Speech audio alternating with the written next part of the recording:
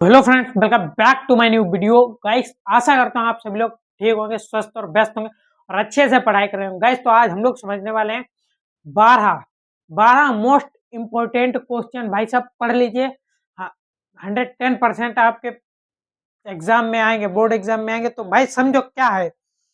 सबसे पहला जो है, विद्युत धारा की इकाई क्या है भाई? विद्युत धारा की इकाई क्या है? विद्युत धारा की इकाई क्या है भैया? समझो, कूलाम प्रति सेकंड इसकी इकाई होती है। कूलाम प्रति सेकंड या एम्पियर। कूलाम प्रति सेकंड या एम्पियर होती है भाई इस। हाँ भाई समझो क्या है। मानव शरीर में रक्त शुद्ध करने वाला अंग कौन सा होता है भैया? समझना, मानव शरीर में, हमारे दिल में, मतलब कि दिल में है प्यार तेरा, होठों पे मितवा आए है। झूठ बोले तो उसे काट खाए बिछुआ। ऐसे भी ये सब फिल्मों में है, रियल में कुछ नहीं होता। समझो भाई, दिल का काम सिर्फ क्या होता है बाबू? ये क्वेश्चन आपको बता देगा दिल का काम क्या होता है। समझो भाई, मानव शरीर में रक्त शुद्ध करने वाला अंग कौन सा होता है भैया? मानव शरीर में जो है रक्त शुद्ध करता है हमारा हृदय, यानी कि दिल। ये रहा भाई, समझो आपका दिल। ऐसे ही तो बनाते हो यार आप लोग दिल, या मैं या आप या जो भी। दिल कैसे बनाते हो? ऐसे ही तो बनाते हो। यही तो है भाई दिल। दिल तो भैया इसका काम कुछ नहीं होता है। ये जो कॉपी के पीछे वाला दिल है, असली दिल तो बहुत ही वैसा दिल है यार। मतलब हाँ, है वैसा ही, मगर जब दो दिल आपस में जुड़े, मतलब कि ये वाला दिल पता कैसे बना? ये वाला दिल ऐसे नहीं बना। ये जब दो दिल आपस में जुड़ते हैं, हृदय कैसा होता है भाई? वो अगली वीडियो में बताऊंगा यार। हृदय दो दिल आपस में कैसे जुड़े, आए है, बड़ी बेचैनी हो रही होगी यार आपको ये देखने के लिए, दो दिल आपस में कैसे जुड़े। ऐसा बता दूंगा आपको, दो दिल आपस में कैसे जुड़े। ठीक है भाई, तो पहले ये समझो, दिल का काम कुछ नहीं होता। दिल का काम सिर्फ होता है रक्त को शुद्ध करना और भाई साहब बॉडी में पंप करना, पूरी बॉडी में रक्त को फैलाना।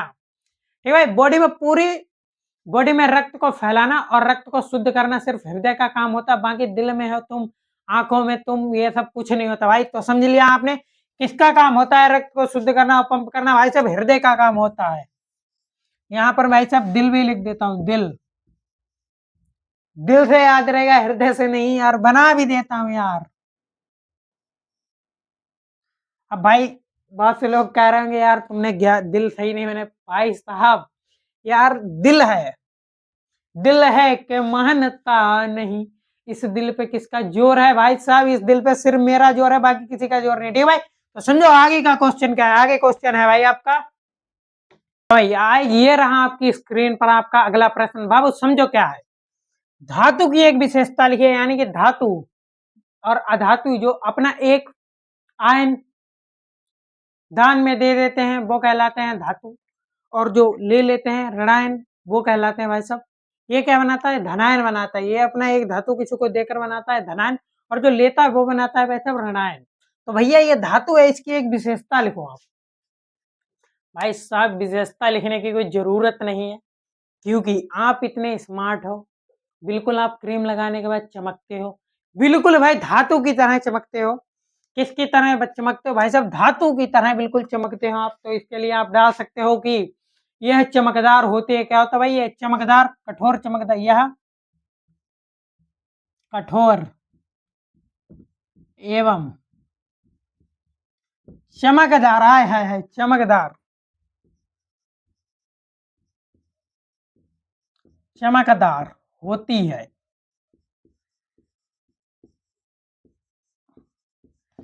अब बहुत से भाई सोच रहे हैं यार मेरी क्रश के बारे में बोल दिया होता है, मेरे बारे में बोल दिया। तो मैं तो भाई साहब आए है यार, मैं समझ रहा हूँ तुम्हारी फीलिंग्स को। तो भैया धातु होती है कठोर एवं चमकदार होती है। कठोर अब क्यों कह रहे हो यार भैया? या कठोर एवं चमकदार होती है, किसे पीट कर, चादर खींच कर तार बनाया जा सकता है। अब वो मैं बताता आपको तो आपको गलत लगता है यार। धातु यानी कि तुम बड़े चमकदार हो यार। बढ़िया है यार, लगे रहो ऐसे चमकदार बनते रहो। आगे है आपका भाई साहब, आगे है अम्ल का स्वाद कैसा होता है बाबू? अम्ल का स्वाद कैसा होता है? अम्ल का स्वाद होता है खट्टा। तो भैया आगे लिखा हुआ देख लेते हैं, ऐसे आपका काम नहीं बनेगा। ठीक है भाई, तो हाँ भाई समझो, अम्ल क्या होते हैं? अम्ल का स्वाद कैसा होता है भाई साहब? अम्ल का स्वाद खट्टा होता है। भाई साहब पूछ रहे होंगे कि अम्ल होता क्या है? हु वाज इज अम्ल? अम्ल क्या होता है भैया? अम्ल वे पदार्थ जिन्हें जल में घोलने पर H+ आयन देते हैं, क्या देते हैं भैया? H+ आयन देते हुए अम्ल कहलाते हैं। जैसे कि अम्ल, अब भाई साहब सोच रहे हैं, जैसे कि भाई साहब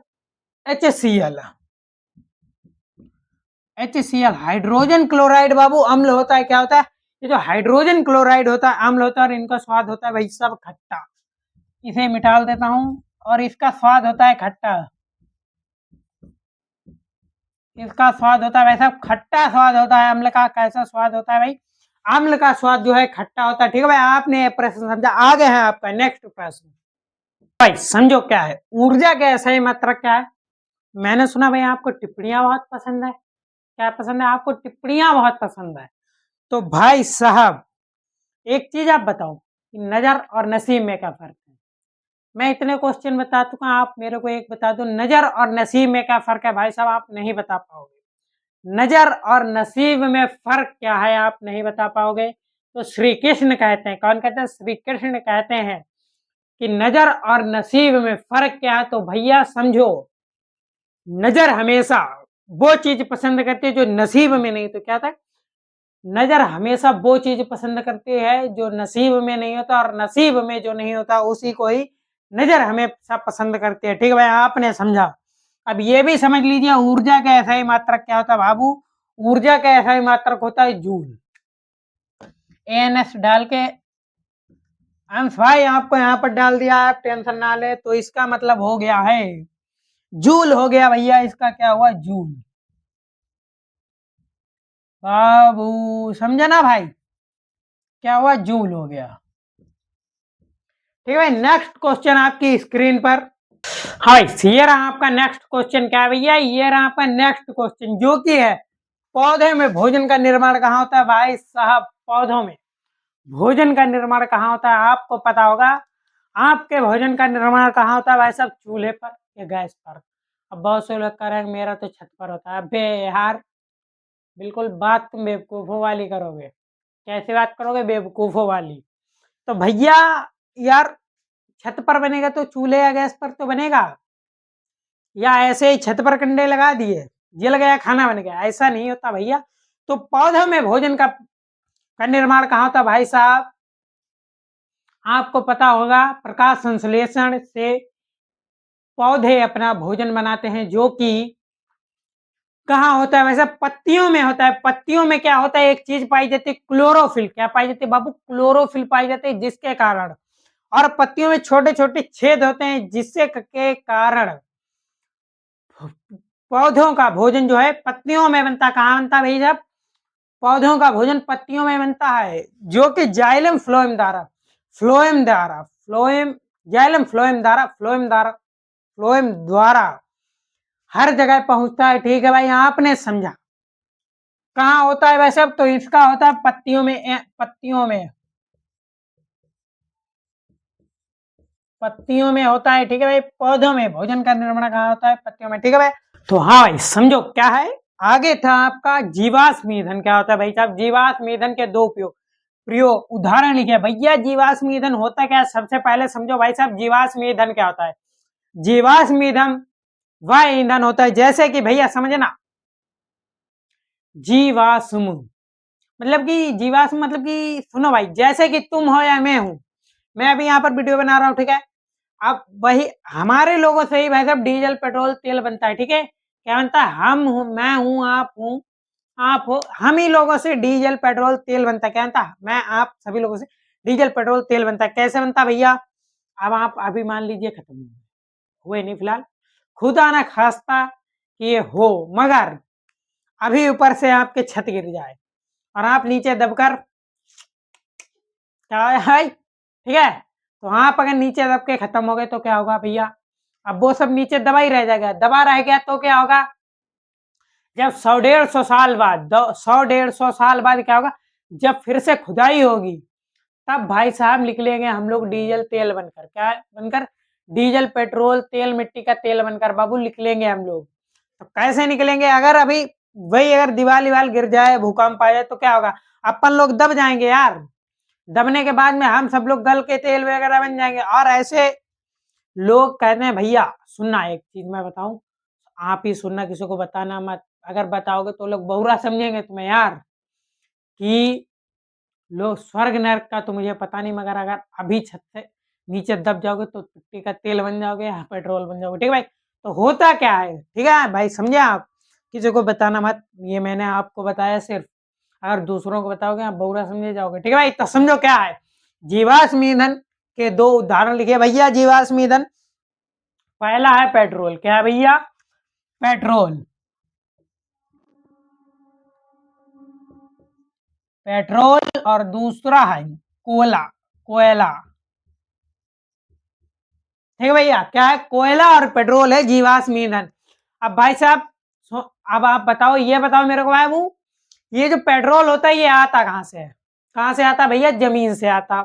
डीजल कहाँ से आता, वो भी जमीन से आता। मिट्टी का तेल वो भी जमीन से, और कोयला भी जमीन से आता। कोयले की तो बात ही अलग है भाई। तो अब ये बताओ कि डीजल अलग निकलता है क्या, या मिट्टी का तेल अलग निकलता है, या पेट्रोल अलग निकलता है? नहीं भाई, क्या होता है इनमें, ये डीजल पेट्रोल थोड़ी जमीन से निकलता है। बहुत से लोग कह रहे हैं बहुत जगह डीजल पेट्रोल निकलता है, भाई साहब डीजल पेट्रोल नहीं, बाहर निकलता है सिर्फ कच्चा तेल। क्या होता है, कच्चा तेल निकलता है वहां। अब उसी को जो है शुद्ध कर करके भाई साहब हमें पेट्रोल डीजल तेल बना के दिया जाता है। इसको प्रोसेस क्या होता है समझो भाई, ये कहीं अलग से निकलता है, जो मिट्टी में तेल निकलता है यानी कच्चा तेल, उसी को शुद्ध किया जाता है। क्या किया जाता है, शुद्ध किया जाता है। जो हम लोगों को बाइकों में मिलने को मिलता है, ये होता है भाई साहब तीसरी क्वालिटी का तेल बचा हुआ। सबसे पहले जो तेल को शुद्ध किया जाता है वो दिया जाता है एयरफोर्स वालों को। किन्हें दिया जाता है बाबू, एयरफोर्स वालों को दिया जाता है, क्योंकि उन लोगों के पास बढ़िया तेल होता है, वो बढ़िया तेल होता है। फिर दूसरे नंबर पर दिया जाता है आपको बाबू, पता है किसको, ये जो आर्मी वाले टैंकर वगैरह होते हैं, ट्रक वगैरह, आर्मी वालों को दिया जाता है ये दूसरे नंबर का तेल। जब पेट्रोल बनाया गया भाई साहब, ये कच्चा तेल है, यूं कच्चा तेल है। अब कच्चे तेल में से पेट्रोल बना, फर्स्ट क्वालिटी ये है ना, सेकेंड क्वालिटी ये बन गई, अब थर्ड क्वालिटी ये बन गई। तो भैया ये है कच्चा तेल, क्या है ये, कच्चा तेल, कच्चा तेल है भैया। इसमें क्या किया गया, इसमें से संशोधन किया गया। अब मान लो आप गेहूं छान रहे हो, गेहूं साफ कर रहे हो, तो ऊपर कौन सा गेहूं बचेगा, वही बढ़िया गेहूं बचेगा यार। सबसे ऊपर तो वही गेहूं बचा जो सबसे बढ़िया था, तो वो ये आ गया सबसे बढ़िया तेल, सबसे बढ़िया तेल, जो भाई साहब दिया जाता है एयरफोर्स वालों को। किन्हें दिया जाता है, एयरफोर्स वालों को। दूसरा होता है ये दिया जाता है आर्मी वालों को, ये दिया जाता है भाई साहब आर्मी वालों को, ठीक है। और ये दिया जाता है हम लोगों को, आम जनता। तो भैया जो बचने के बाद में एक बार तेल बचा, अब उसकी सफाई की गई। जो पहले वाला बढ़िया था वो एयरफोर्स वालों को बचा कुचा, आर्मी वालों को। और जो तीसरा बचा भाई साहब वो दिया गया मुझे आपको, जो हमारी बाइकों कारों वगैरह में चलता है, ठीक है भाई, तो वो पड़ गया इसमें। और ये आप सोच रहे हो डीजल कहां से, भाई साहब अब जो यहां से बचा, जो यहां से बचा वो बना डीजल। क्या बना, वो यहां से जो हम लोगों के बाद में भी जो कचरा बचा वो बन गया डीजल। क्योंकि तभी देखा होगा पेट्रोल जो है आराम से जलता है, और वही क्या है, डीजल ट्रैक्टरों में डाल दिया जाता है, जनरेटर में डाल दिया, तक करो आवाज भाई, खड़ खड़ खड़ खड़ खड़ खड़ खड़ खड़ खड़ खड़ खड़ खड़। अब तुम बढ़िया व्यक्ति हो, तुमसे नीचे का व्यक्ति है, उससे भी नीचे, उससे व्यक्ति, तो भाई साहब आपकी इज्जत ज्यादा है और सबसे नीचे वाले की कम, क्योंकि वो गिरी क्वालिटी का है, मतलब कि गरीब व्यक्ति है, तो उसकी इज्जत इतनी नहीं होगी जितनी आप की होगी। तो भाई साहब वो जो है बेचारा फट फट फट फट फट फट फट फट, ट्रैक्टर देखना फट फट फट फट। डीजल किस में पड़ता है यार, बुशी में पड़ता है जिसकी क्वालिटी बेकार होती है। तो ट्रैक्टर में डाल दिया फटफट झज्जर झज्जर करो, जनरेटर में डाल दिया झज्जर झज्जर करो, ठीक है भाई। तो ये सब हो गया, आपने समझा पेट्रोल। अब कोयला भी यही होता है भाई साहब, जीवाश्म ईंधन के दो उदाहरण आपने समझ लिए, ठीक है भाई। आगे है आपका एक और प्रश्न जो कि है जल को रासायनिक सूत्र लिखिए। चलिए भाई बढ़ते हैं आगे। हाँ भाई, ये रहा आपका नेक्स्ट क्वेश्चन आपकी स्क्रीन पर, जो कि है परावर्तन के नियम। भाई साहब दो नियम होते हैं, एक होता है अपवर्तन का नियम और एक होता है परावर्तन। परावर्तन के नियम क्या होता है समझो भाई साहब, ये हो गया आपका परावर्तन के नियम। जैसे कि कोई ये किरण आई और ये है आपका तल यानी कि मिरर, और ये किरण मुड़ गई, ठीक है भाई, यू किरण मुड़ गई। अब ये है आपका अभिलंब, ये कौन सी किरण होगी भाई साहब, आपतित किरण। कौन सी, ये होगी आपकी आपतित किरण। इस पे आपतित एक डाल देता हूं यार, पूरा पढ़ नहीं पाएगा। आपतित किरण एक, ठीक है भाई। और ये रहा आपकी पी के, आपतित किरण, परावर्तित किरण। तो ये रहा पी के, और ये भाई साहब बीच में क्या होता है आपका भैया, अभिलंब, यूरा अभिलंब, जो कि यूरा भाई साहब कोण। ये रहा आपतन कोण और ये रहा परावर्तन कोण। ये भाई साहब किरण आई और ये चली गई, तो ये रहा आपतन कोण जिसे लिखते हैं हम आई से, और ये रहा आपका परावर्तन कोण जिसे लिखते हैं आर से। ये रहा आपका आपतन कोण, आपतन कोण। ये रहा भैया परावर्तन कोण।